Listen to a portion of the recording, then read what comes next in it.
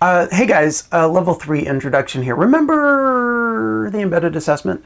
Level 5 where you have to write a reflective essay about some part of your cultural identity. The good news is that already in this quest, you've identified at least one subculture that you belong to, which is pretty awesome. Now, is that the only thing that you will be allowed to write about on level 5? No, because it's a subculture, right? It's a small part of what it is that you are and the groups that you belong to and the way you identify yourself as a whole. So you're going to spend some time in this level, first of all, talking to family.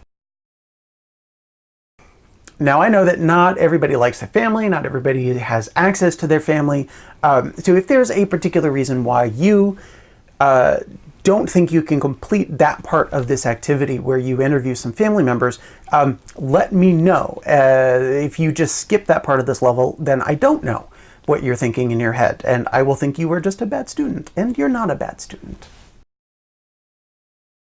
And then, because I think it is part of everybody's cultural identity to one extent or another, we're going to talk about code switching. If you know what that is, awesome. You can watch these videos and you can just laugh because some of them are funny.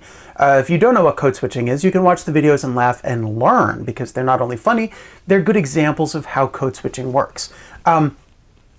And then you're going to listen to some people tell their own stories. And these are not necessarily stories that begin, my name is blank and my cultural identity is blah, right?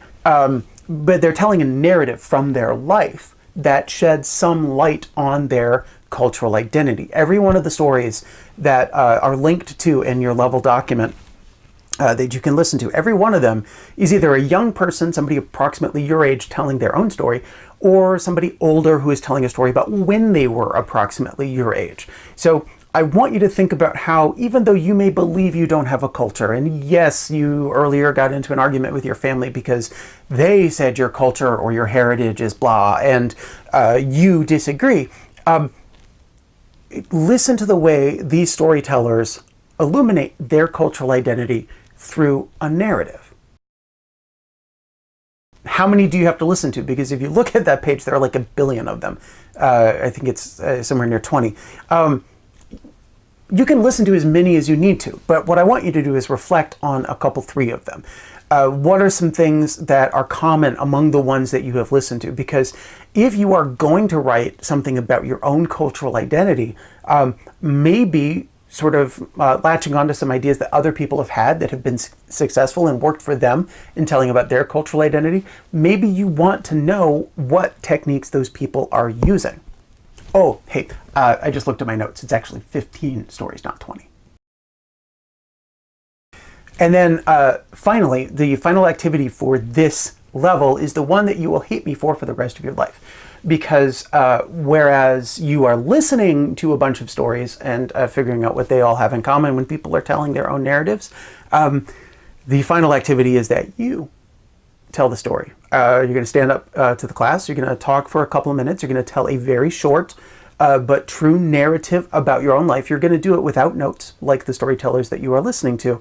And through that small piece of narrative, the audience, the class that is listening to you, we're going to learn something about you and your cultural identity. Let's take a look at the rubric. There's a reading standard and a media literacy standard that's just about the stuff that you have read and the stuff that you have watched. It's the presentation standard that we need to look at more carefully. So your presentation has to tell an honest story, a true story from your life in 2 to 4 minutes. So I'm not looking for you to take up the entire class period with the story of every single moment of the basketball game that you won by sinking the last shot. You know, you could just talk about the last shot. Your presentation is well delivered and clearly practiced. I'm going to ask you to do this without notes because that's how the storytellers that you listened to did it. But they practiced. Before they got up on stage in front of that microphone, they practiced. You should also practice. And finally, your presentation is going to integrate some information that you learned during your family interviews. And again, if you're not interviewing, there's a way we can work some stuff out, but mostly I want you to tell a story that presents a part of your cultural identity as you have learned it from the people around you, the people who love you and the people who support you and the people who have helped you as you have grown through the years, okay? Good luck.